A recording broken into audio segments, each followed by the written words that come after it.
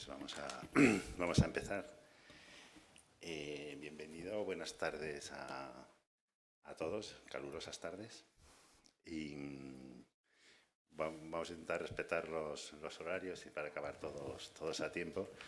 Y antes, Iván es bastante conocido, e Isaac también, pero aún así le voy a presentar a él primero para pasarle la pelota. Cuando pedí unas líneas sobre Isaac, me llamó la atención que sus primeras líneas del currículum eran que era esposo y padre de familia numerosa. Creo que en estos momentos es uno de los grandes honores y logros que uno puede desarrollar en esta vida, ¿no? Después, en cuanto a estudios, pues inicia francés y algo que comparte con Iván y Cade.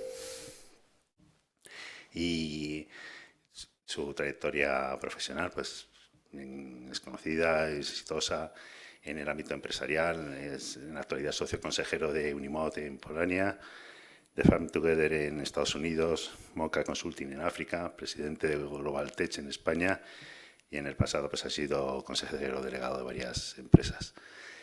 También ha desarrollado una intensa labor social. En la actualidad es patrono de la Universidad de Tel Aviv en Israel, pero también es muy conocido por haber sido el expresidente de la Federación de las Comunidades Judías de España, el presidente de la Comunidad Judía de Madrid, de la Fundación Max-Rich en Suiza, de la Real Fundación de Toledo y patrono de la Fundación Simón Pérez para la Paz en España. También es miembro del Consejo de Honor del Instituto Karol Wojtyla San Juan Pablo II y en calidad de tal, pues, presentará ahora a Iván y estará con él en la mesa. Al final, las preguntas serán al final del acto. Las va a recoger alguien. En papel las haré yo y sí me gustaría que por el acto en sí tiene suficiente enjundia y trascendencia. Me gustaría que las preguntas se ciñesen al ámbito de la conferencia y evitar la casquería política. Si hay preguntas de alta política, por supuesto, pero que tengo un estómago delicado y que no las voy a hacer, vamos. Es simplemente para que lo sepáis. Muchas gracias y adelante, Isaac.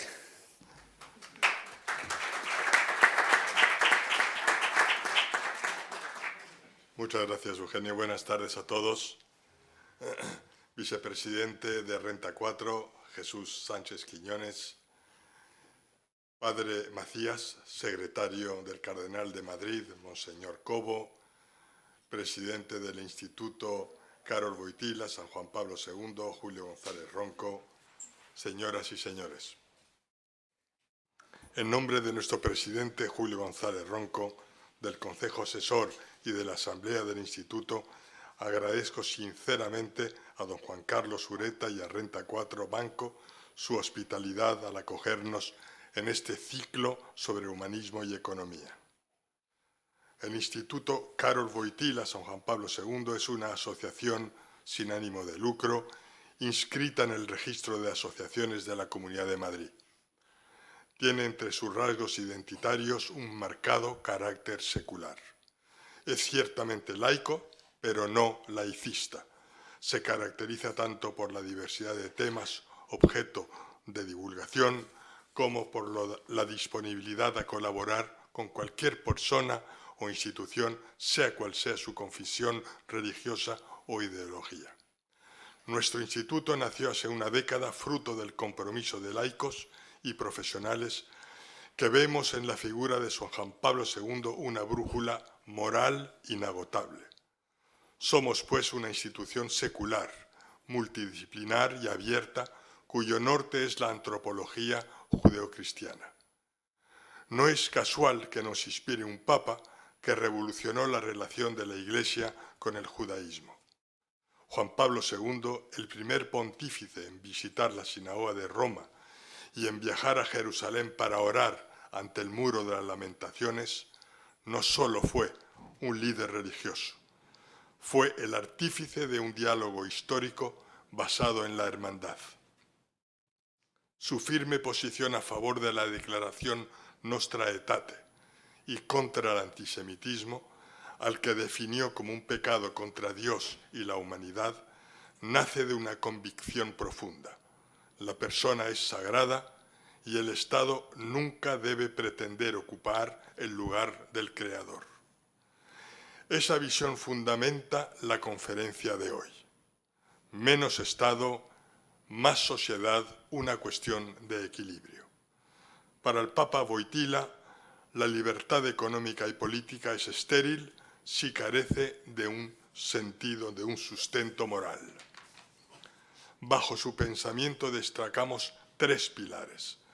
1, el rechazo a toda idolatría estatalista. Un mundo sin Dios acaba siendo un mundo contra el hombre. 2, la dignidad de la persona como fin último de la economía. 3, la justicia social como fruto inevitable de la virtud individual. A lo largo de toda su vida y en particular de sus más de 26 años de pontificado, denunció con vigor e incansable fatiga cualquier régimen político que atentara contra los derechos fundamentales. Con especial vehemencia combatió los discursos que en nombre de lo público acaban arrasando con los propios bienes públicos en beneficio de unos pocos, así como constante fue la denuncia del Estado concebido como soberano absoluto, denominado Leviatán, en palabras de Thomas Hobbes. Justo es recordar que en buena medida fruto de una extenuante actividad fue la caída del comunismo, mérito y contribución no debidamente reconocidos a la figura del Papa. Hoy, para profundizar en este equilibrio entre libertad y responsabilidad, contamos con don Iván Espinosa de los Monteros, nuestro conferenciante invitado. Iván es licenciado en Ciencias Económicas Empresariales por el ICADE y MBA por the Kellogg School of Business. Empezó su carrera trabajando en firmas de auditoría como Arthur Andersen, hoy Deloitte, banca de inversión, hoy Citibank, y consultoría estratégica como McKinsey. Posteriormente fue emprendedor en una variedad de sectores y gestor de fondos inmobiliarios. Fue fundador y portavoz en el Congreso de los Diputados del tercer partido político de España. Actualmente ha vuelto al sector inmobiliario y también preside Atenea, un think tank que pretende defender las ideas liberal-conservadoras, que son las que han generado el mayor bienestar en la historia. También le pasarán a todos ustedes unas hojas para que puedan formular las preguntas que estimen más convenientes y que se recogerán para que se puedan leer en la ronda de preguntas que se realizará al término de la intervención del señor Espinosa de los Monteros. En los dípticos del instituto que han encontrado en las mesas y que se le ha entregado a la entrada, podrán inscribir sus datos si desean recibir información de los eventos que organiza el instituto. Querido Iván, gracias por tu generosa disponibilidad. A ustedes, muchas gracias por acompañarnos.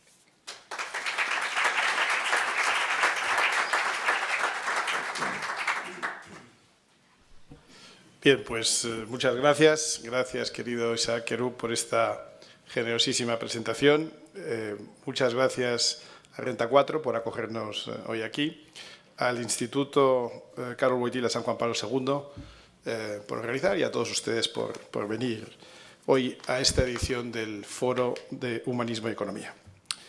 Esta invitación me hacía mucha ilusión y por una razón muy concreta. Cuando Julio me propuso venir aquí, me propuso también un título de la conferencia. Y el título de esta conferencia que me sugirió es un título que me ha obligado a pensar y que yo creo que da para que todos pensemos un poco. Y hoy, en un tiempo saturado de consignas, de ruido y de superficialidad, pensar ya es prácticamente un acto de resistencia.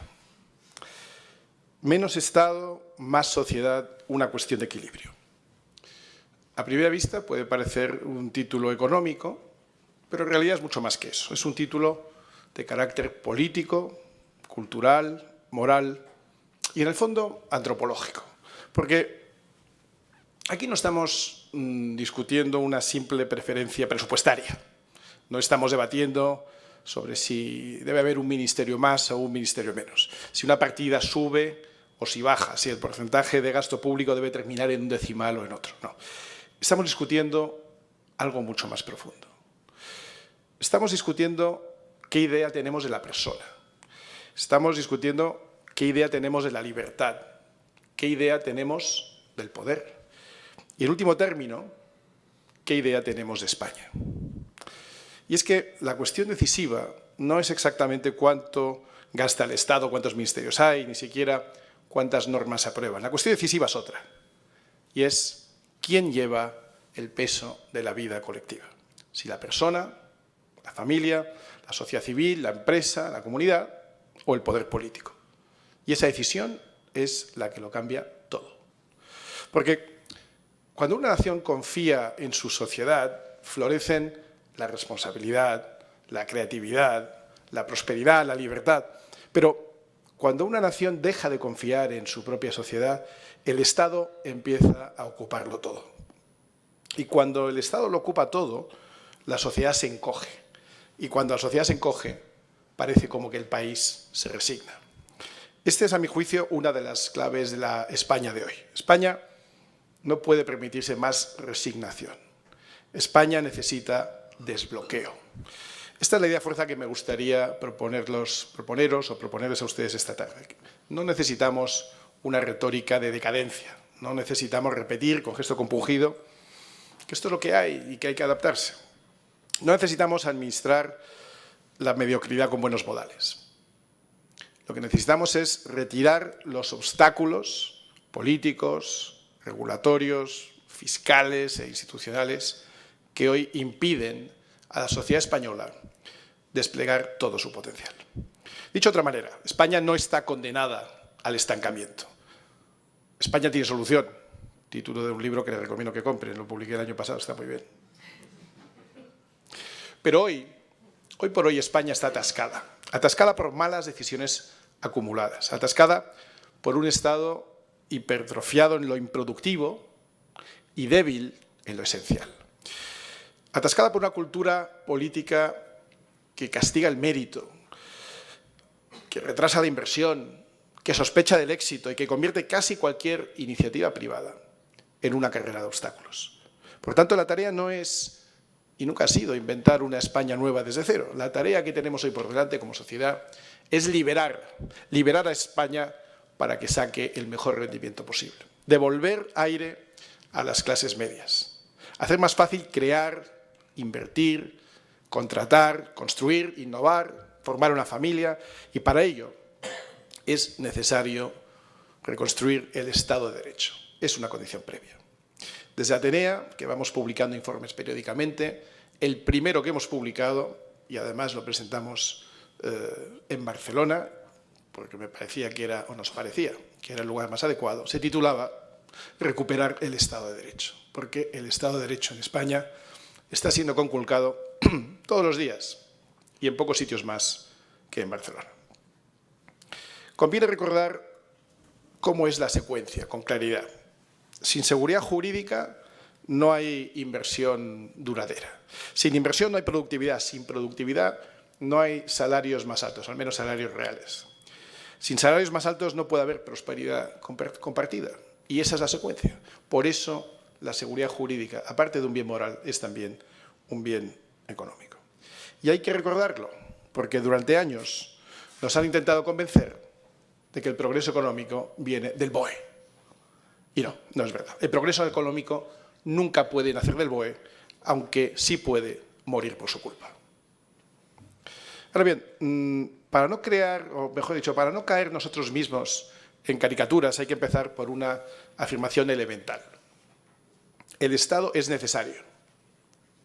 Yo y los que nos consideramos liberales nunca hemos pensado lo contrario. El Estado es necesario y el Estado tiene funciones legítimas.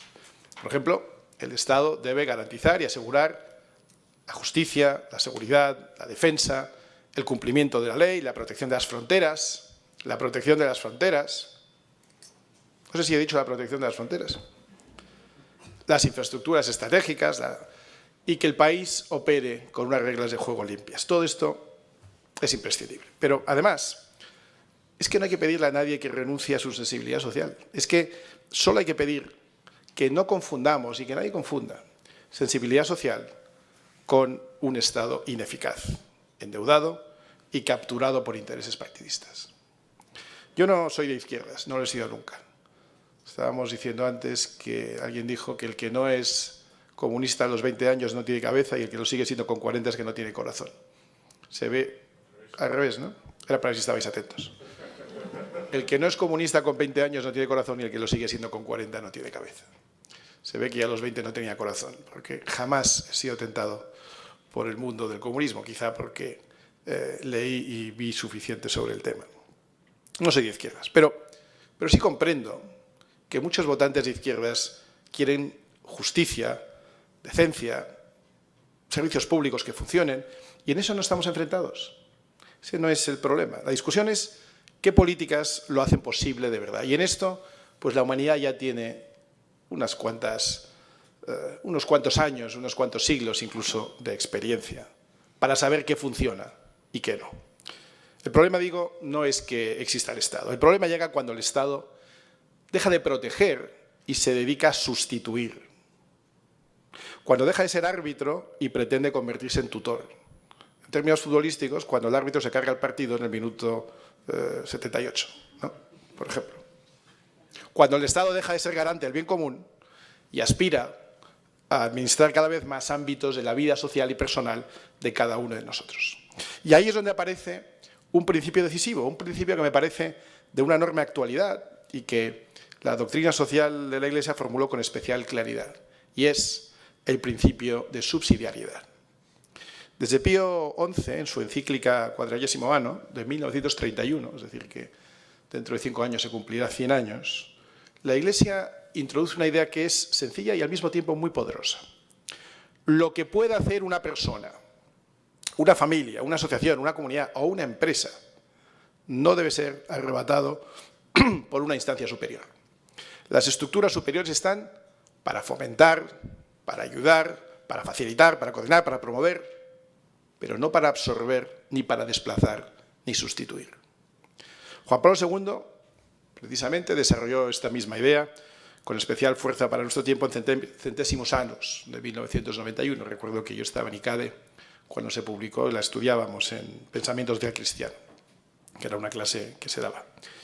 Lo introduciría también el compendio de la doctrina social de la Iglesia de 2004, donde resume la tradición y afirma expresamente que la subsidiariedad es una de las directrices más constantes y características de la doctrina social de la Iglesia. Este me parece uno de los grandes antídotos contra los errores simétricos de la modernidad, contra el estatismo que devora la sociedad y contra el individualismo que parece que quiere disolver toda obligación. La subsidiariedad protege el espacio de las personas y el de los cuerpos intermedios, por utilizar palabras de Juan Pablo II. Le reconoce dignidad propia, le reconoce una capacidad real de acción. Les dice, no sois apéndices del poder, sois protagonistas de la vida social. Y esto importa mucho, porque entre un individuo aislado y el Estado omnipresente existe todo un mundo. Hay un abanico verdaderamente amplio. Existe la familia, existe la escuela, existe la empresa, existe la parroquia, existe la asociación o la fundación, institutos como este o asociaciones como Atenea, existe el municipio, existen las comunidades profesionales, existe la sociedad civil, o debería existir. En España probablemente nos iría un poco mejor si tuviéramos una sociedad civil un poquito más fuerte. Porque cuando ese mundo intermedio se debilita y se arruga, la libertad deja de avanzar. Y lo que avanza es el desarraigo. Y después, casi siempre, el espacio vacío lo ocupa la burocracia. Por eso, la verdadera pregunta no es si más Estado o menos Estado, así en abstracto. La verdadera pregunta es ¿qué debe hacer el Estado? ¿Qué no debe hacer? ¿Y qué espacios deben pertenecer de manera natural a la sociedad? Esta es la cuestión de equilibrio.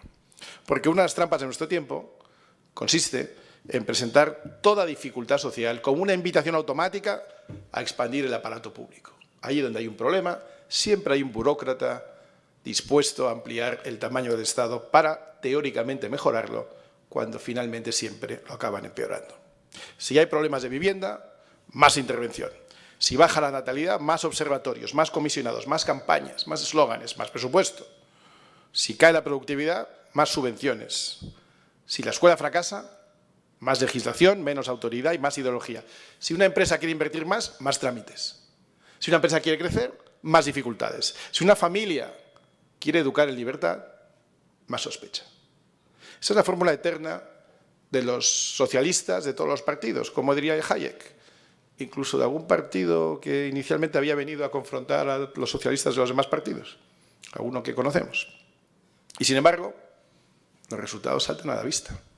Tenemos un Estado cada vez más grande, pero no necesariamente mejor. De hecho, sustancialmente peor del que hemos conocido hace unas décadas. Tenemos un Estado más costoso, pero no más eficaz. Más invasivo, pero no más humano. Más presente, pero con menos capacidad de resolver los problemas de la gente. El propio Juan Pablo II advirtió contra el exceso de asistencialismo.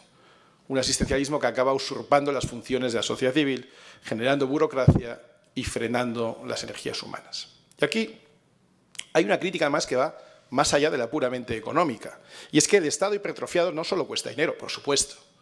Cuesta muchísimo dinero, lo estamos viendo en una presión fiscal ya asfixiante y cada vez mayor año tras año. Pero es que el Estado hipertrofiado también fabrica un tipo humano. Un ciudadano acostumbrado a pedir permiso para casi todo. Un ciudadano que acaba esperando que cada problema, incluso personal, familiar o social, encuentre solución ministerial. Un ciudadano cada vez menos protagonista y cada vez más administrado. Y esto, queridos amigos, es letal para una democracia sana. Porque una democracia no se sostiene solo sobre unas urnas, se sostiene sobre ciudadanos adultos, sobre personas responsables, sobre virtudes cívicas, sobre capacidad de asociación, sobre familias que educan, sobre empresas que crean, que generan oportunidades, sobre instituciones que cumplen su función sin invadir las de los demás. Por eso, cuando defendemos más sociedad, no estamos pidiendo un decorado amable para acompañar al Estado. Estamos diciendo que la sociedad tiene que ser el sujeto activo y dejar de ser un objeto pasivo. Más sociedad significa familias más capaces de educar y de sostenerse autónomamente. Más libertad educativa, más asociaciones vivas, más iniciativa privada, más comunidad local, más vida profesional y empresarial no subordinada a la subvención o al permiso político. En definitiva, más espacio para la responsabilidad. Y todo esto enlaza con otra gran idea, una idea también complementaria de la subsidiariedad que defendía Juan Pablo II, y es la solidaridad. Porque no se trata de oponer libertad contra justicia, que este es otro engaño. La subsidiariedad sin solidaridad puede degradarse en abandono.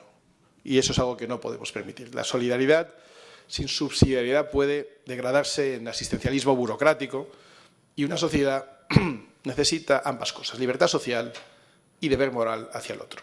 No se trata, por tanto, de dejar solos a los débiles, y menos un país como España, que es un país solidario por naturaleza, que es un país rico a pesar de las dificultades que estamos atravesando últimamente. No se trata, digo, de dejar solos a los débiles, sino precisamente de ayudarles de una manera que no destruya el tejido moral, familiar y comunitario del que depende su verdadera integración. No se trata de desmantelar el Estado, se trata de devolverles sus límites, su jerarquía y su sentido. Y esto, si me permitís, en España es especialmente urgente, porque llevamos más de 2 décadas en el sentido absolutamente inverso al que hoy estamos diciendo. España no es un país carente de talento, al revés. Hemos demostrado que hay un talento enorme en el ámbito científico, cultural, sanitario, deportivo, a pesar de lo de anoche, Julio, que eso nos ha dolido mucho. Pero lo del antes de ayer estuvo bien. Para algunos.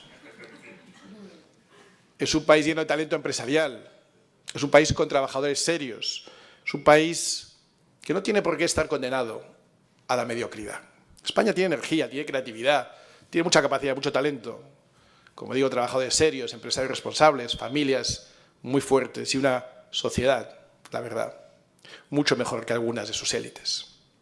Lo que ocurre es que llevamos demasiado tiempo viviendo bajo una cultura política que en vez de liberar esas energías las atasca, que en vez de premiar el esfuerzo lo castiga, que en vez de fortalecer al que produce lo exprime, que en vez de proteger a las clases medias las adelgaza fiscal y regulatoriamente, y que en vez de poner al Estado al servicio del país, pone al país al servicio del Estado. Y por eso yo creo que España necesita algo más que una mera alternancia. España necesita una agenda seria de desbloqueo nacional. Necesita, si se me permite la expresión, un segundo impulso económico. Me atrevo a llamarlo incluso un segundo milagro económico español. Cuando digo segundo, los que tienen cierta edad recordarán el llamado milagro económico español, el primero, que fue aquel que aconteció desde el Plan de Estabilización de 1959, más o menos hasta la crisis del petróleo del año 73. 14 años que hoy parecen casi mágicos, en los que se crecía a un ritmo anual de una tasa anual compuesta media del 7,6% anual, dejando a España en el año 73 en una situación donde, habiendo arrancado como uno de los países más pobres del mundo, España estaba entre las 8 potencias industriales primeras del mundo. Una España sin deuda pública, sin inflación, sin impuestos. Parece un sueño, ¿verdad? Fue ayer. Fue antes de ayer. España merece una segunda oportunidad. España merece un segundo milagro económico español, pero no como fantasía voluntarista, no como propaganda, sino como consecuencia de volver a aplicar principios básicos que son los que permitieron ese gran avance, ese gran desarrollo, ese gran salto adelante que dimos o que dieron nuestros padres y nuestros abuelos en aquella época. Y sabemos perfectamente cuáles son esos principios básicos. Los conocemos. La libertad económica, los incentivos correctos, una disciplina presupuestaria, sin duda seguridad jurídica como parte fundamental, una capacidad de escalar nuestras empresas, de desarrollar nuestra formación, de incrementar nuestra productividad y tener confianza en la sociedad civil, alejándonos del estatalismo que nos invade. La prioridad nacional debería ser doble. Por un lado, elevar la productividad de la economía que ya existe, aprovechar nuestra base instalada, y por otro, ensanchar la base económica de nuestro país, mediante la creación masiva de nuevas iniciativas. Ser capaces de crear cientos de miles de nuevos autónomos, fomentar que esos autónomos se transformen en pequeñas empresas, ayudar o engrasar el mecanismo para que esas pequeñas empresas puedan crecer, incluso exportar y convertirse en medianas compañías que permitan, gracias a su escala, competir internacionalmente. Y ojalá que nuestras medianas empresas se puedan convertir en grandes para que compitan en igualdad de condiciones con algunas de las mayores corporaciones del mundo. España tiene la necesidad de crear nuevos proyectos, de generar nuevas oportunidades de crecimiento, de permitir que nuestros jóvenes vuelvan a conocer una época de prosperidad y crecimiento sostenido. España tiene que dejar de comportarse como un país que sospecha del que produce y tiene que empezar a actuar como una nación, como digo, que estimula, que acompaña y que recompensa al que arriesga, al que trabaja, al que ahorra, al que emprende, al que lo intente, aunque no tenga éxito siempre a la primera. Tenemos que ser mucho más tolerantes con el éxito, pero también con el fracaso. No olvidemos que la mayoría de los emprendedores o las empresas provienen de un hilo de fracasos acumulados que finalmente, en un enésimo intento, se acaban cristalizando en una empresa de éxito. ¿Y qué exige esto? ¿Qué exige esta transformación? Pues lo primero, sin duda, una gran desregulación económica. No hablo de abolir toda norma. Hablo de limpiar la maleza normativa que hoy hace que abrir un negocio, que desarrollar suelo, que poner en marcha una planta industrial, que desplegar una inversión energética o simplemente que ampliar la actividad productiva de una empresa ya existente, sea en España mucho más lento, mucho más incierto, mucho más caro de lo que debería. La maraña regulatoria que nos cubre se ha convertido quizá en una ventaja competitiva para el burócrata, pero en un castigo sistemático al ciudadano productivo. Y esto hay que decirlo con cierta crudeza. En España, demasiadas veces, el Estado no acompaña al que quiere hacer. Le desincentiva, le examina, le fiscaliza, le retrasa, sospecha de él, le atosiga con inspecciones y multas, le amenaza y si se queja, le ataca. Y luego nos sorprendemos de que falte inversión, de que falte crecimiento, de que falten oportunidades para nuestros jóvenes.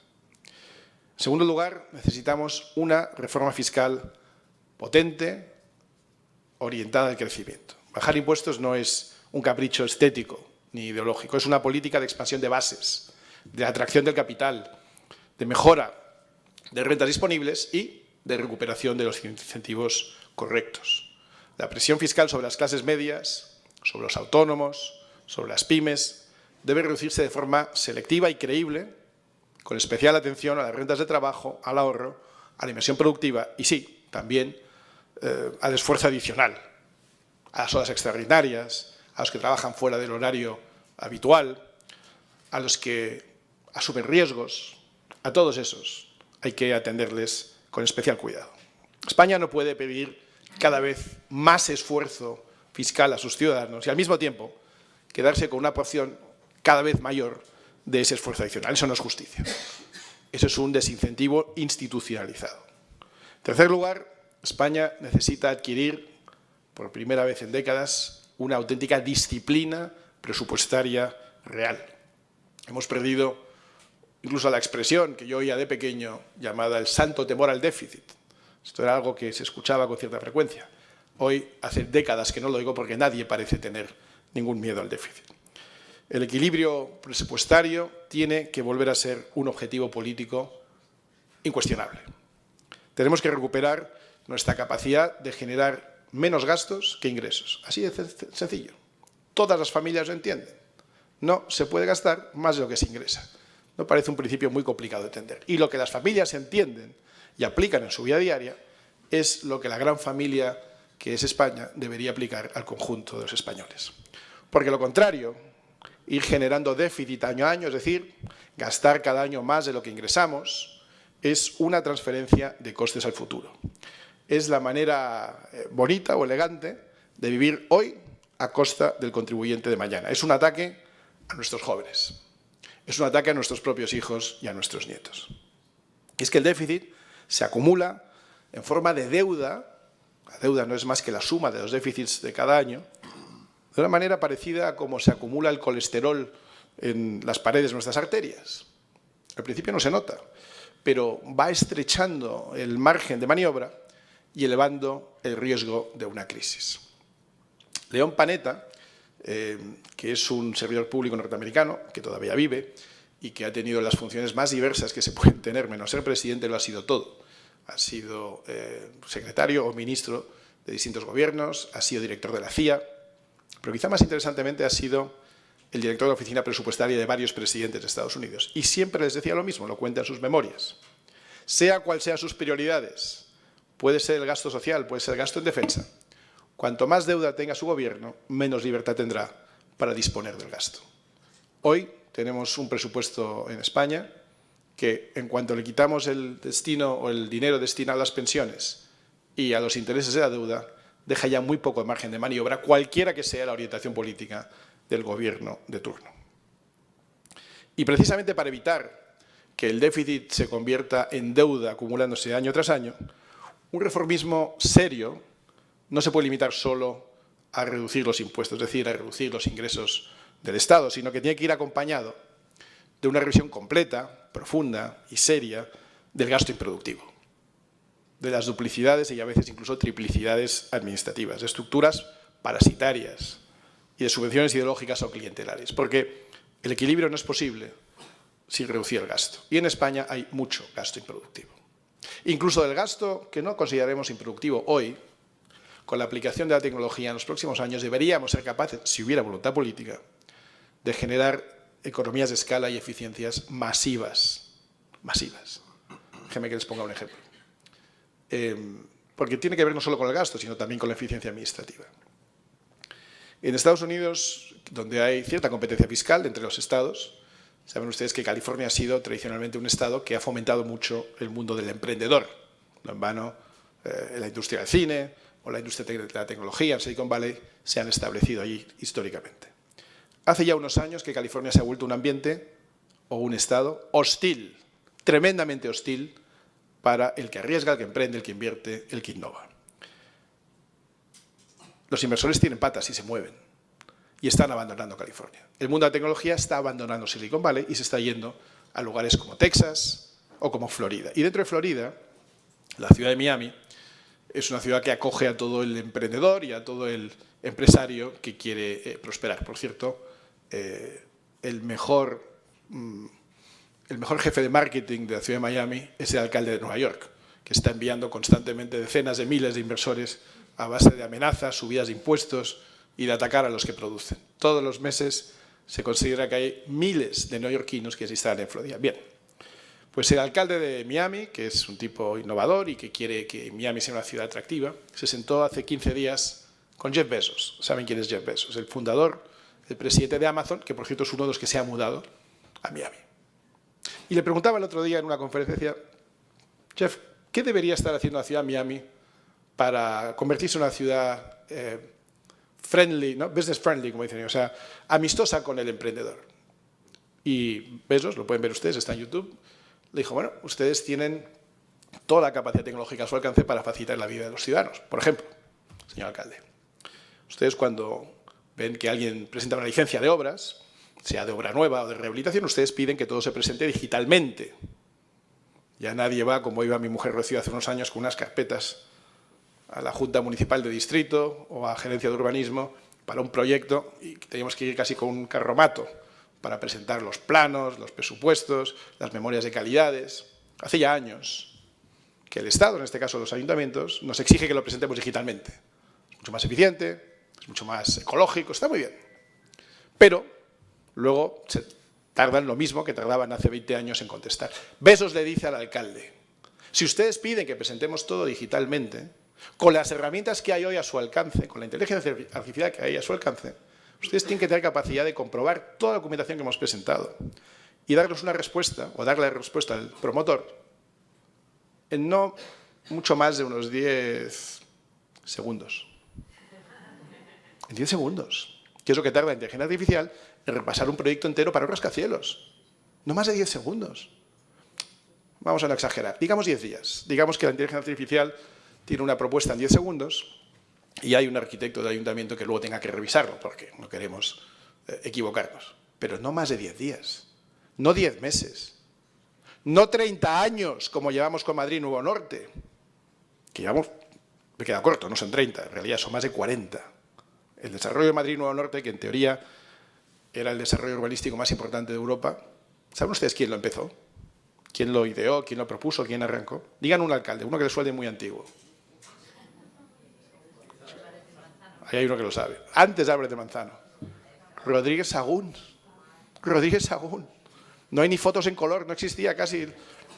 Ahí es cuando arrancó. Llevamos más de 40 años para un desarrollo urbanístico. Esto es de lo que estamos hablando, de lo que es la ineficiencia administrativa y burocrática. Con la nueva tecnología, España tiene una oportunidad, y tiene más oportunidad que nadie, porque tenemos más burocracia que nadie, de mejorar. Y además, tenemos demostrada una capacidad que no tiene nadie en el mundo de utilizar la tecnología para ganar en eficiencia administrativa. Se lo repito, no hay un país en el mundo que se acerque ni siquiera remotamente a la eficiencia administrativa que tiene España. Eso sí, en un lado, en el lado de los ingresos. Hacienda, Agencia Tributaria, Dirección General de Tráfico. ¿Ustedes han visto alguna vez algo parecido a la eficiencia administrativa de estas instituciones? Yo les digo que he trabajado en Estados Unidos, en Suiza, en Inglaterra. No hay un sitio en el mundo con más capacidad tecnológica, con más eficiencia administrativa que la que tiene España cuando quiere. Para multas, para impuestos, para sanciones, para eso sí. Tenemos que ser capaces de aplicar esa misma eficiencia en el lado de la prestación de servicio, para que la justicia resuelva en 10 minutos, vamos a decir 10 días, para no exagerar, para que una licencia de urbanismo aparezca o salga en 10 días, para que una cita médica no me dé para dentro de 2 años, sino como mucho para dentro de 2 días. No es tan complicado. Y España tiene que saber hacerlo. El contribuyente español no está obligado a estar constantemente, infinitamente, financiando la ineficiencia, la grasa del sistema. Está obligado, como es lógico, a sostener aquello que de verdad protege bienes comunes esenciales, pero no a costear una maquinaria burocrática administrativa que demasiadas veces se expande con el único objetivo de justificarse a sí mismo.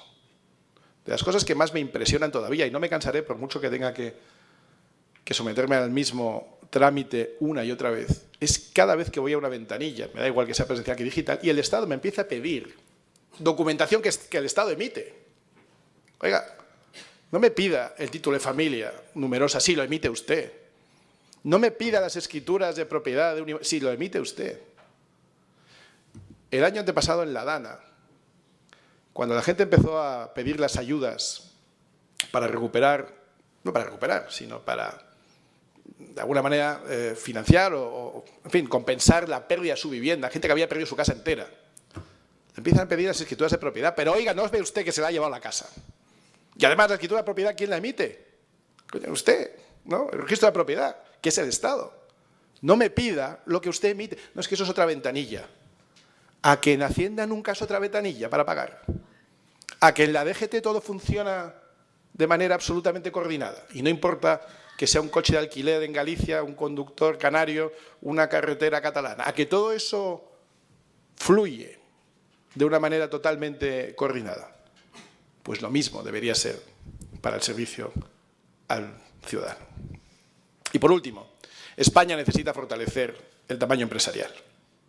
España es un país extraordinario en muchas cosas, pero tiene un problema estructural, y es que tenemos empresas demasiado pequeñas, microempresas, autónomos, pero esto limita la productividad, limita la internacionalización, limita la innovación y la resiliencia. Y aquí la política pública ha cometido un error persistente, que es penalizar el crecimiento de las empresas con umbrales regulatorios, laborales y fiscales mal diseñados. Ayer estuve viendo, por poner un ejemplo que lo ilustra y por hablar de otro país, un gráfico muy llamativo sobre Francia. En Francia, cuando hace uno una rehabilitación, si el piso tiene más de 150 metros cuadrados, es necesario que lo presente un arquitecto. Yo soy partidario de que lo presente arquitectos. Tengo una mujer arquitecto, tengo una hija arquitecto, hay que darles trabajo, está muy bien. Pero como consecuencia, el gráfico de pisos de hasta 149 metros que se reforman en Francia se dispara así. Y a partir de 149 cae en picado. Estos son las consecuencias de los umbrales regulatorios. En España, la legislación cambia a partir de 50 empleados. Si ustedes miran la cantidad de empresas medianas que tienen 49 o menos, se quedarían sorprendidos. Pero una empresa de 49 debería estar ambicionando a crecer y a tener 199 empleados, pero está penalizada si lo hace. Por eso hay que hacer lo contrario. Hay que facilitar que las empresas pequeñas se conviertan en medianas, que las medianas ganen escala, como decíamos, y puedan competir a escala europea y a escala global. Porque un país que no permite, que no fomenta, que no ayuda a que sus empresas crezcan, es un país que está decidiendo en la práctica resignarse a menor productividad, a salarios más bajos y a una menor ambición de crecimiento económico. Y llegados a este punto, yo creo que conviene recordar algo para evitar malentendidos. Cuando decimos menos Estado, no decimos menos Estado en todo. Decimos, por eso sería una simplificación absurda, pero estamos diciendo que España necesita menos Estado en lo accesorio. Pero realmente España necesita incluso más Estado en lo que es esencial. Y un Estado además mucho más eficiente. Y esta es una distinción muy necesaria. Sí, hay que adelgazar el Estado que entorpece, el que duplica competencias, el que multiplica trámites, el que crea observatorios irrelevantes, todo eso. Ese Estado debe adelgazar y cuanto antes mejor. Pero debe fortalecerse el Estado que protege los bienes comunes fundamentales. La seguridad, la justicia, las infraestructuras, que eran parte de nuestro orgullo hasta hace poco. Quizá no las apreciábamos en su verdadera dimensión hasta que han empezado a fallar. La defensa, la energía, lo mismo. ¿Usted recuerda alguna vez algún apagón cuando éramos un país menos desarrollado? ¿Cómo es posible que los tengamos ahora? También la formación de capital humano, la garantía de reglas de juego básicas, en fin. Ese es el Estado que una nación seria necesita, y necesita que sea fuerte y eficiente. Por lo tanto, un reformismo moderno no puede caer en un simplismo antiestatal. Lo importante no es exactamente el tamaño abstracto del Estado. Lo importante es su calidad, su orientación y su coste de oportunidad. Un Estado pequeño pero arbitrario es dañino. Un Estado grande pero ineficiente también. Lo que España necesita es un Estado sobrio, competente, concentrado y leal con el contribuyente. Leal con el contribuyente. Estamos cansados de que el Estado nos exija a nosotros ser perfectos. no equivocarnos, no aparcar en doble fila, no saltarnos un semáforo, no equivocarnos en una declaración de impuestos, tener una lealtad absoluta con el Estado, un cumplimiento normativo infinito. Pero el ciudadano no debe ser un súbdito fiscal, no somos una cantera inagotable de recursos para financiar el Estado, no deberíamos serlo. El ciudadano es el titular originario de la soberanía y el financiador de las instituciones en un país. Y por eso tiene derecho a exigir contención, profesionalidad, neutralidad y respeto. Ahora bien, si hay un ámbito en el que nuestra falta de seriedad política se ha hecho especialmente visible, es en el de las pensiones y la demografía. La semana pasada, el profesor Rubén Manso, que está aquí hoy, junto con Daniel Lacalle, presentó el documento, el informe de Atenea sobre las pensiones. Y les recomiendo que lo lean, está en la página web atenea.org porque se entiende muy bien. El asunto parece un poco complejo, es un asunto que pocos políticos hablan, pero básicamente lo que tenemos que saber es que España está envejeciendo, nacen pocos niños, afortunadamente nuestra esperanza de vida sube, lo cual es un indicativo de una nación muy avanzada, muy desarrollada, pero el actual sistema de pensiones, que es un sistema de reparto en el que los contribuyentes de hoy financian a los pensionistas de hoy y no están acumulando una pensión para mañana, está soportando una presión estructural como consecuencia de ese cambio demográfico, una presión estructural prácticamente inasumible. Y fingir que todo se puede resolver simplemente con más deuda o tomando prestado de los presupuestos generales del Estado, además de mera propaganda, es una enorme irresponsabilidad. Aquí hace falta al menos 3 actos de coraje. El primero es explicar a los españoles la verdad, nada más. Las pensiones futuras no se blindan con eslóganes de las pensiones están garantizadas. ¿Sí? ¿Quién la garantiza? ¿Usted? ¿El que lo acaba de decir? Las pensiones no están garantizadas si no hay un sistema que las garantice. No porque un político diga que están garantizadas, pasan a serlo. Las pensiones solo se blindan con empleo, con salarios, con natalidad, con ahorro, con crecimiento y con una segunda condición, que es una transición inteligente hacia fórmulas complementarias de capitalización. La tercera condición es reconstruir la política de natalidad, sin duda, una política de natalidad seria, transversal, estable y pensando en el conjunto de los españoles. Pero es que hay que decir al país algo elemental, y es que un sistema que depende cada vez más de las transferencias del Estado, es decir, de los préstamos, que no se financia con la Seguridad Social, sino con los préstamos de los presupuestos generales del Estado, y con la deuda, acaba cargando las pensiones de hoy en los jóvenes de mañana. Jóvenes que recibirán una factura y una deuda, que igual que el déficit se va acumulando, de tal manera que probablemente en un futuro no lo podrán soportar. Y esto, de nuevo, es un ataque a nuestros hijos. No quiero hablar demasiado de pensiones porque, aunque lo tenía pensado, me voy alargando y prefiero que lean ustedes, si les interesa, el papel o el informe de Atenea. Pero sí diré brevemente que hay que prestar más importancia, hay que prestar más atención al problema de la natalidad, que también es un problema del que apenas se habla. Aquí no basta la retórica familiar hueca, hace falta una estrategia de país integral que incluya vivienda accesible, fiscalidad favorable a las familias, seguridad laboral, conciliación racional para las familias y para las empresas también, protección del ahorro familiar y un entorno cultural, y esta es la clave, un entorno cultural en el que todos contribuyamos a crear el ambiente adecuado para que la familia vuelva a ocupar el puesto que merece en nuestra sociedad. España no será viable en el futuro si resulta que cada vez es más fácil sobrevivir que prosperar y cada vez más fácil consumir que formar una familia. Porque la familia, no lo olvidemos, no es un asunto privado sin relevancia pública. La familia, hemos dicho antes que es la primera institución social, es la primera red de solidaridad. La familia es una escuela de libertad, es el lugar donde aprendemos que uno no es siempre autosuficiente, que en la vida se recibe a veces antes de poder dar, pero que cuando has recibido mucho toca ser recíproco. Y que la responsabilidad no es una carga ajena, sino una forma de madurez. Y cuando la familia se debilita, el Estado sí puede administrar algunas de sus consecuencias, pero no puede sustituir aquello que solo la familia transmite. Continuidad, pertenencia, raíces, autoridad legítima, cuidado estable, memoria, reciprocidad. Por eso, cualquier agenda de reconstrucción nacional que ignore a la familia está condenada a quedarse en la superficie. Y lo mismo ocurre con la empresa, de otra manera. Durante demasiado tiempo se ha tratado a la empresa como una sospechosa habitual, como si fuera una entidad moralmente inferior a la burocracia, como si crear empleo, arriesgar capital, innovar, competir y sostener proyectos fuera una actividad tolerable a veces, pero no admirable. Y este es un error gravísimo, porque la empresa, bien entendida, no es solo capital y trabajo, es una comunidad humana, es un lugar donde se coordina el talento, es una creación de valor, es una asunción de riesgo, es generación de empleo, es innovación y es progreso material. Y también, cuando está bien orientada, es una forma de servicio a la comunidad o a la nación. La alternativa, por tanto, no es entre capitalismo salvaje, como le gusta decir a la izquierda, y socialismo administrativo.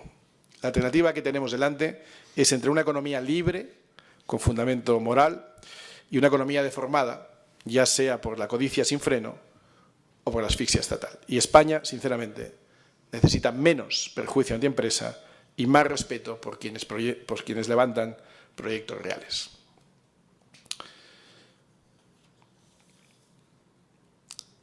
España necesita, sin duda, una mayor y mejor defensa de la libertad, que es algo que vemos poco en el ámbito de lo político. Si la libertad se vacía de sentido, el poder la rellena con propaganda. Si la sociedad pierde claridad sobre la dignidad humana, el Estado y el mercado pueden acabar compitiendo por reducir al hombre a usuario, a productor, consumidor o pieza. Y por eso, el debate que tenemos enfrente y lo que hemos estado diciendo esta tarde no se circunscribe solo al mundo de lo económico. Es un debate profundamente moral y cultural. Y en ese sentido, me parece útil la reflexión que hacía León XIV recientemente, porque nos recuerda que no basta con criticar al Estado doméstico si al mismo tiempo aceptamos una lógica o una cultura basada solo en la fuerza, en el relativismo o en el interés desnudo. Y es que no queremos un Estado absorbente dentro y tampoco queremos una política exterior o una vida pública sin verdad, sin dignidad y sin límites morales. No queremos ideologías que devuelvan a las naciones, que disuelvan a las familias y a las naciones, pero tampoco queremos un cinismo descarnado en el que solo mande el fuerte. Y algo de eso estamos viendo en estos días. Lo que necesitamos es una patria más fuerte y una humanidad mejor entendida. Una patria arraigada, libre, segura de sí misma y capaz de aportar algo valioso al resto del mundo. Y en eso, España tiene una gran oportunidad por delante. España puede ofrecer mucho al resto del mundo. España puede ofrecer una tradición humanista, puede ofrecer una idea de la persona no reducida ni al Estado ni al consumo. España puede ofrecer una economía dinámica sin romper la cohesión social, puede ofrecer una política que vuelva a tratar al ciudadano como adulto. Nada de eso es lo que tenemos hoy, pero ese es nuestro potencial. Y para eso hay que atreverse a reformar en serio. Reformar en serio no es hacer un PowerPoint con 20 titulares. Reformar en serio es casi siempre incómodo, porque supone atacar o tocar al menos intereses creados. Supone podar gasto improductivo, pero del que mucha gente, sobre todo en el ámbito de la administración, se vale para justificar su puesto de trabajo. Es desmontar clientelas, es simplificar normas, es exigir resultados, es devolver neutralidad a las instituciones y arrebatárselas a los partidos políticos para ponerlas en manos de profesionales independientes. Es poner la ley por encima del capricho, es aceptar que el Estado no puede seguir creciendo en lo superfluo mientras se debilita en lo decisivo. Reformar en serio es entender que la prosperidad no se decreta, pero sí puede bloquearse con decretos. Y reformar en serio es, sobre todo, recuperar una cierta confianza en la nación española. España no saldrá adelante humillando a quien produce, no saldrá adelante castigando al que ahorra, no saldrá adelante sospechando del que tenga éxito. España saldrá adelante cuando volvamos a ser un país en el que merezca la pena esforzarse, cuando formar una familia no sea una heroicidad, cuando emprender no sea una penitencia, cuando crecer no suponga estar constantemente solventando riesgos regulatorios y cuando trabajar más no sea automáticamente entregar más sin límite. Cuando el mérito vuelva a tener prestigio y la mediocridad deje de estar protegido por el sistema. Por eso, Cuando decimos menos Estado y más sociedad, no lo decimos como consigna de pancarta, lo decimos como un programa de reconstrucción nacional. Menos Estado en lo accesorio, menos Estado en la propaganda, menos Estado en la duplicidad, más Estado en la seguridad, más Estado en la justicia, más Estado en las infraestructuras estratégicas, más Estado en la energía, en la defensa de nuestras fronteras, en la garantía de las reglas limpias, más Estado donde el Estado es insustituible, donde no se puede aplicar los principios de los que hemos hablado antes, subsidiariedad, pero sí solidaridad.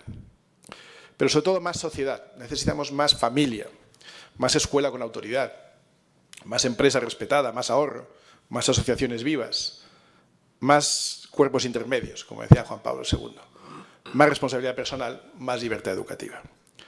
No se trata de quitar el leviatán del Estado para dejar un solar, se trata de retirar el leviatán para liberar al país y a su fuerza productiva. Y voy concluyendo. El país real, la España real existe. Existen millones de españoles que madrugan, que trabajan, que se esfuerzan, que emprenden, que sostienen a sus familias, que cumplen la ley y que piden muy poco a cambio. Lo que piden, básicamente, es que no les compliquemos más la vida. Existe España y existe una nación fuerte en quienes quieren invertir y no saben si les dejarán, en quienes quieren contratar y se preguntan cuánto les va a costar, cuánto esfuerzo, cuánta presión fiscal o laboral o de regulación le va a costar. Existe en quienes quieren tener hijos y no encuentran un suelo material o cultural para hacerlo. Existen quienes no piden privilegios, sino solo reglas claras. Y a estos es con los que tenemos que hablar, a estos es a los que tenemos que servir. Porque la política, al final, no está para fabricar un hombre nuevo. Está para proteger un orden libre y justo en el que hombres y mujeres reales puedan vivir, formar familias, trabajar, discrepar, crear y prosperar. Y esa es la tarea. Esa es la tarea que tenemos por delante. Liberar la España posible. Desbloquear lo que hoy está frenado. Adelgazar lo improductivo. Fortalecer lo esencial. Decir la verdad sobre las pensiones, sobre el déficit, sobre la deuda, sobre el gasto. Premiar el esfuerzo en vez de castigarlo. Poner la ley por encima de la arbitrariedad. Y devolver a la sociedad española el protagonismo que nunca debió perder. Esto exige coraje político, sí, pero exige también coraje social, porque no basta con pedir que el Estado retroceda, hay que estar dispuestos a ocupar responsablemente el espacio que deja. Más sociedad también quiere decir más deberes, ¿eh? Más libertad quiere decir más madurez, más responsabilidad quiere decir menos excusas. Y esta es precisamente la buena noticia, que España no está condenada a elegir entre burocracia y decadencia. Hay otro camino, un camino de libertad con raíces, un camino de prosperidad con justicia, un camino de un Estado sobrio con una sociedad fuerte, un camino de verdad institucional, de ambición económica y de confianza nacional. En definitiva, sí, más Estado, menos sociedad, pero no solo como eslogan, sino como arquitectura moral de una España mejor, como programa de desbloqueo nacional, como apuesta por una nación más fuerte que hará que España vuelva a ser una nación más libre, y más libre porque vuelva a confiar en sí misma. Muchas gracias.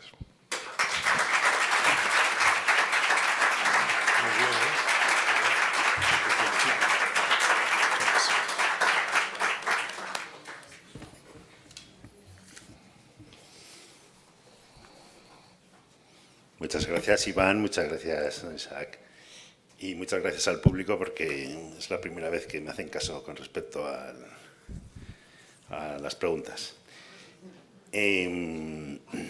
Vamos a empezar por don Isaac, que también una pregunta para usted. Usted, por su experiencia personal, conoce el ámbito empresarial y de la inversión. Desde ese conocimiento y experiencia, ¿qué opinión cree que tienen las empresas e inversiones extranjeras y de los mercados españoles? ¿Hay interés inversor en España? ¿Por España? Bueno, estoy seguro que Iván puede contestar igual o mejor que yo, pero sí, yo creo que España es un país dinámico, un país donde hay seguridad jurídica, un país donde hay expectativas y donde el inversor tiene confianza. Es verdad que todo se puede mejorar y que hoy en día hay nubes, tenemos nubes en el cielo español y quizá carecemos de toda la seguridad jurídica y de todas las facilidades que requiere una inversión, pero sí, España es un país donde se puede invertir y de gran potencial. Y además lo decía bien claramente el conferenciante, ¿no? Muy bien.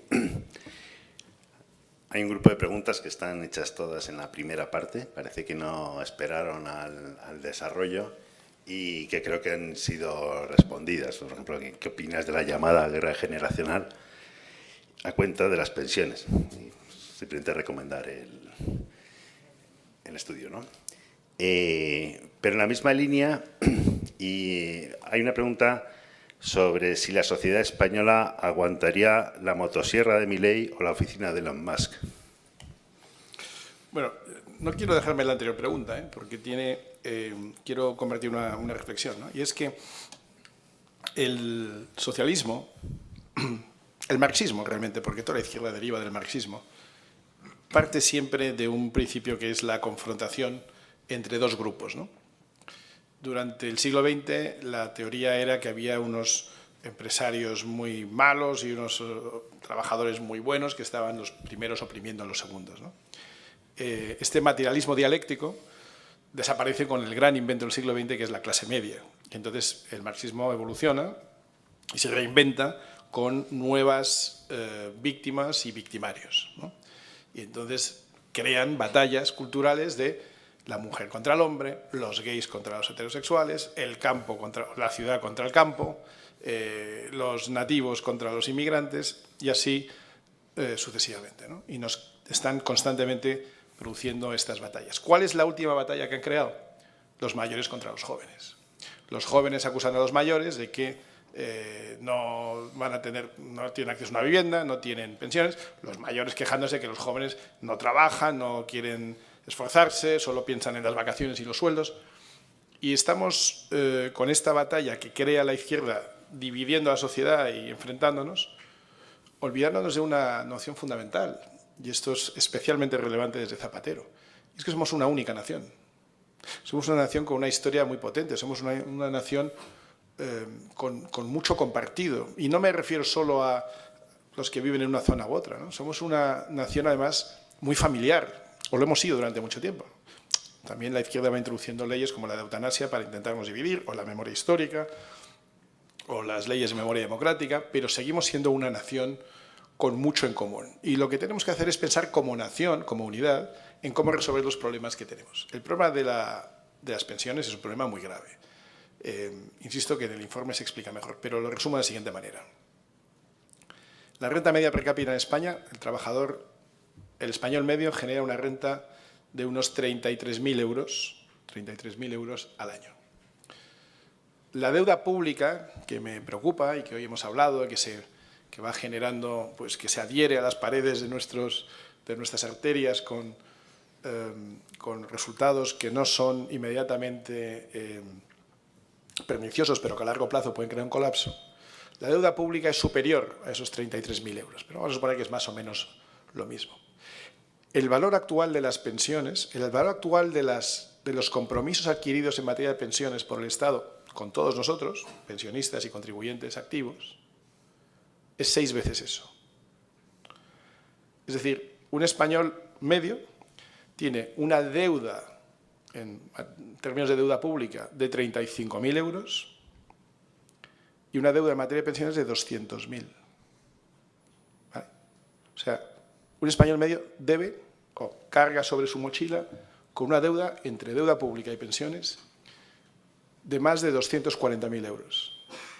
¿Se imaginan ustedes lo que es tener una hipoteca de 240.000 euros sin tener la casa de 240.000 euros? Eso es lo que tenemos hoy.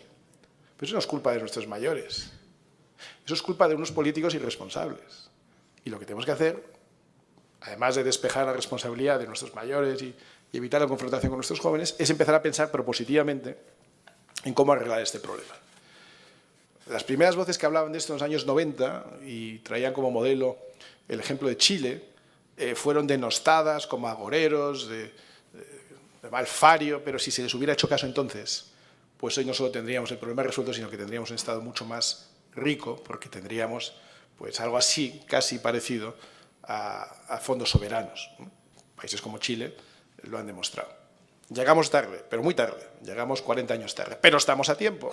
No dejemos pasar otros 40 años sin atacar el problema, porque si no nuestros jóvenes no solo no tendrán una pensión, sino que además tendrán una deuda inabarcable. Y España acabará muy mal si no tomamos alguna medida. Luego, una vez más, es una llamada a la responsabilidad.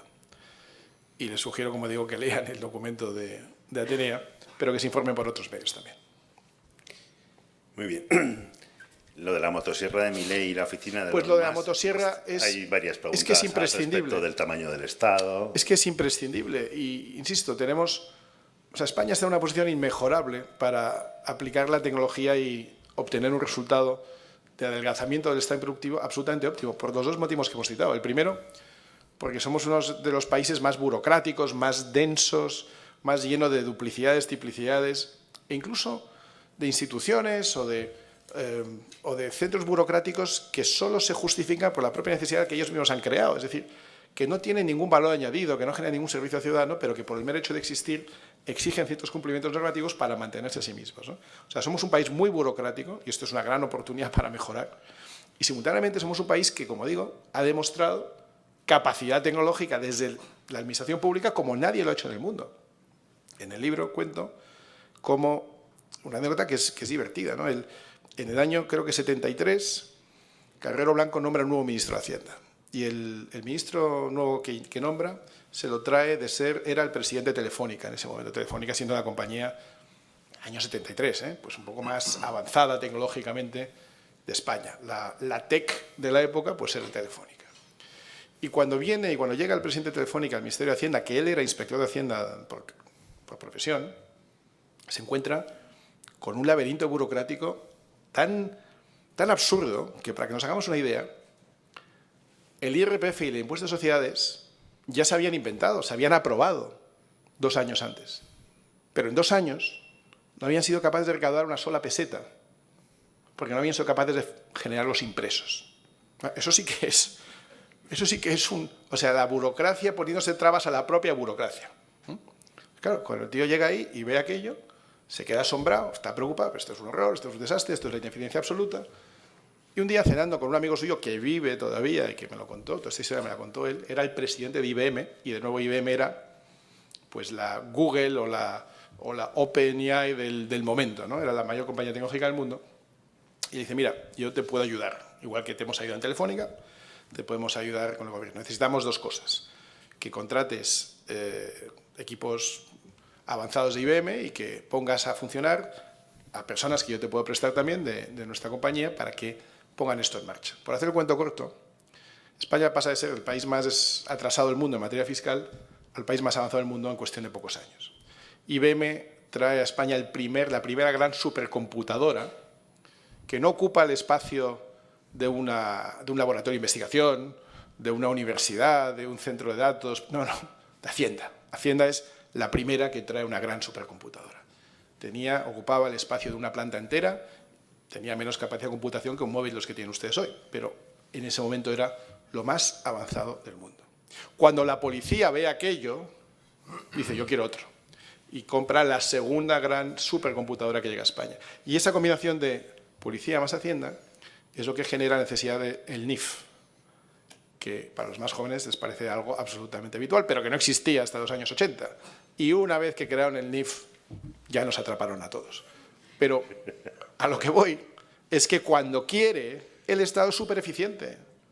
El Estado es capaz de colocarte una multa de noche con una cámara de visión nocturna como la que tienen los Navy Seals o los Rangers estos que han entrado en Caracas de noche. ¿No? Entonces, nuestros legionarios no tienen esas cámaras, pero la DGT sí. Entonces, de noche, a 121 kilómetros por hora, Te localiza, te saca una foto, te mide la velocidad con una precisión milimétrica, localiza al propietario del vehículo, te manda una notificación digital, por supuesto, te tienes que enterar tú, te casca una multa, espera 30 días, si no has pagado te casca la multa con recargo, espera 30 días, y si no has pagado, conecta con el Banco de España, registra todas las cuentas bancarias a tu nombre y te extrae la pasta de la cuenta. ¿Esto quién lo hace en el mundo? Esto no lo hace nadie en el mundo. Tú esto se lo dices a un tío de Texas y te crea una matanza en un edificio federal. ¿Tú le quitas $100 a un tío de Texas por una multa de tráfico? Vamos, 40 muertos. Y aquí estamos acostumbrados. Entonces, el Estado cuando quiere es muy eficiente. Luego, el laberinto burocrático que tenemos, que es una gran oportunidad de mejora, más la capacidad tecnológica que tenemos, que no es más que traer a los técnicos de Hacienda y ponerlos en el Ministerio de Justicia, en el Ministerio de Sanidad, en el Ministerio de Educación, está chupado. Tenemos un gran potencial. Por eso la motosierra en España tendría más éxito que en ningún otro sitio del mundo. Muy bien, pues quien haya preguntado.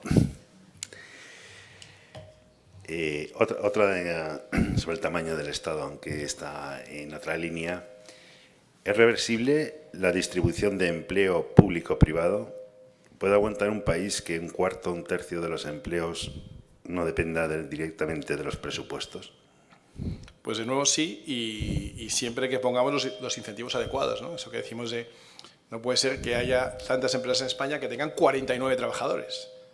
Tienen 49 porque a partir del 50 se le endurecen las condiciones, ¿no? Entonces, todo el Estado, toda la sociedad primero y después el Estado entero, nos tenemos que reorientar. O sea, como país, como nación, como sociedad y luego sí como Estado, hacia la productividad, hacia el crecimiento, hacia el rendimiento, hacia el trabajo, hacia el bienestar, hacia la prosperidad, hacia las oportunidades. Es que es todo al revés de cómo lo tenemos. O sea, no puede ser que cada vez que alguien prospere y le vaya bien, le señalemos con el dedo. Y que cuando alguien lo intente y vaya mal, ya te dije yo que eso no iba a funcionar. Ya te dije, ¿no? Los yates, ya te dije, ya te avisé. Que no, que es al revés, que tenemos que poner una estatua, no digo a los grandes prebostes, que por supuesto, a los que crean 10 puestos de trabajo hay que darles una medalla al mérito. Pero un reconocimiento total. Es que teníamos que tener programas de televisión o redes sociales donde todos los días habláramos yo conozco algún podcast, pero es que tenía que ser una cosa nacional, ¿no? Donde todos los días pusiéramos de ejemplo a gente que ha creado cosas, que ha emprendido, que normalmente lo ha intentado, realmente ha tenido fracasos al principio, realmente ha ido mal, pero ha superado. Y ponerlos como ejemplo. Pero como ejemplo de algo, o sea, igual que tenemos a los futbolistas, menos a Camavinga, puestos en un pedestal, pues a los empresarios, a los autónomos, a los emprendedores, a los que crean algo, a los que contribuyen, es que hay que darles las gracias todos los días, a los que generan actividad y rendimiento suficiente para que todo lo demás se mantenga, porque es gracias a ellos que los países prosperan. Entonces, es un cambio de mentalidad de un país entero que hoy por hoy, de nuevo, estamos tan mal que el potencial es tremendo. Tremendo. ¿Cree que sería necesario revisar la Constitución para garantizar la separación de poderes y así terminar con los abusos por parte de la clase política? Si no es necesario cambiarla, es necesario cumplirla, es necesario, y de nuevo le recomiendo también el informe de Recuperar el Estado de Derecho que está publicado en la página de Atenea, atenea.org, porque propone medidas muy fáciles de entender, muy factibles, y que precisamente no requieren un cambio constitucional. Un cambio constitucional no debería ser muy complicado, pero en España creo que llevamos 11 constituciones desde 1812. En España no reformamos la Constitución, las tiramos y empezamos otra vez, ¿no?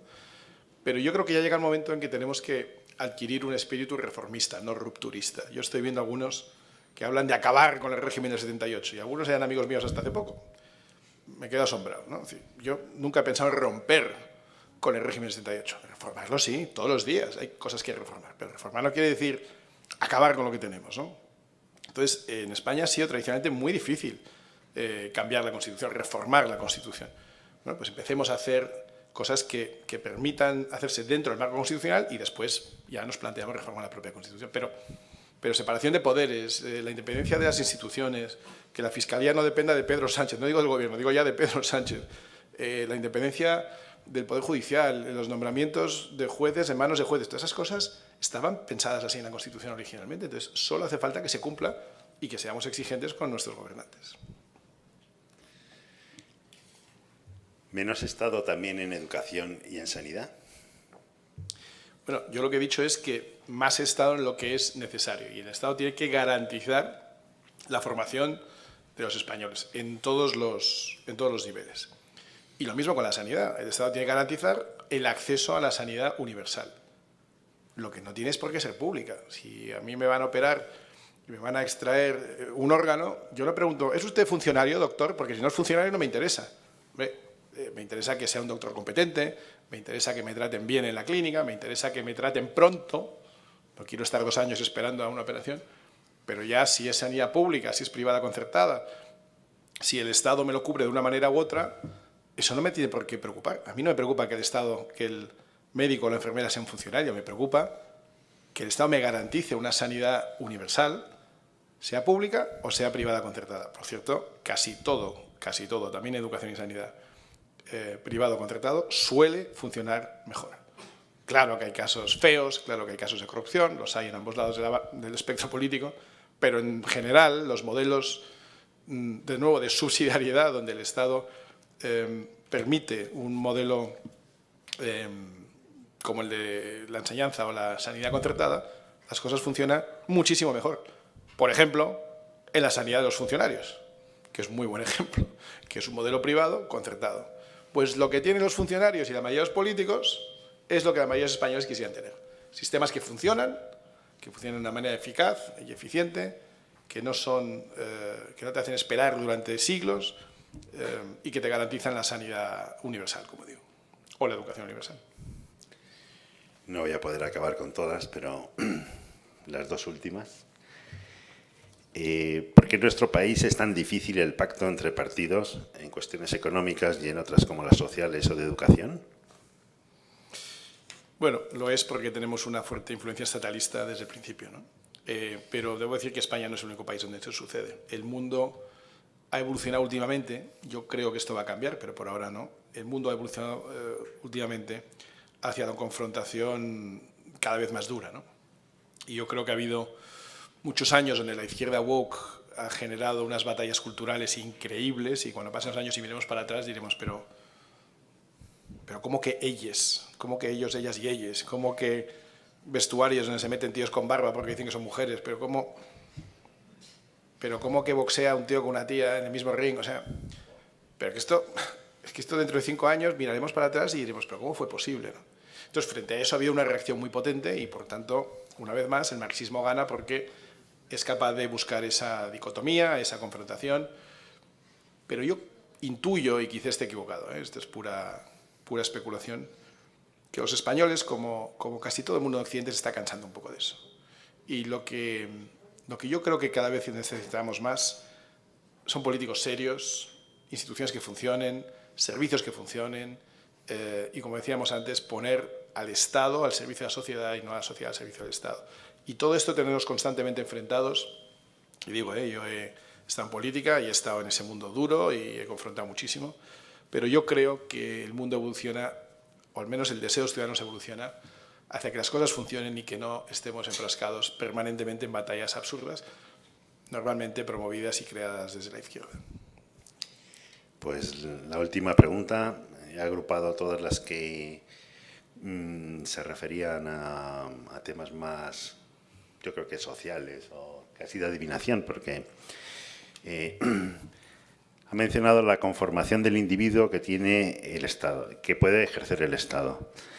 Uno observa la capacidad de trabajo y de sacrificio actuales y le entran dudas de la capacidad de reacción de la sociedad española. Yo no tengo dudas. Yo tengo una fe inquebrantable en España. Hay una cita que circula últimamente mucho, que se atribuye, no sé si falsamente, a Bismarck, ¿no?, que dice que España es el país más fuerte del mundo, pero los españoles llevamos siglos queriendo destruirlo y no lo conseguimos.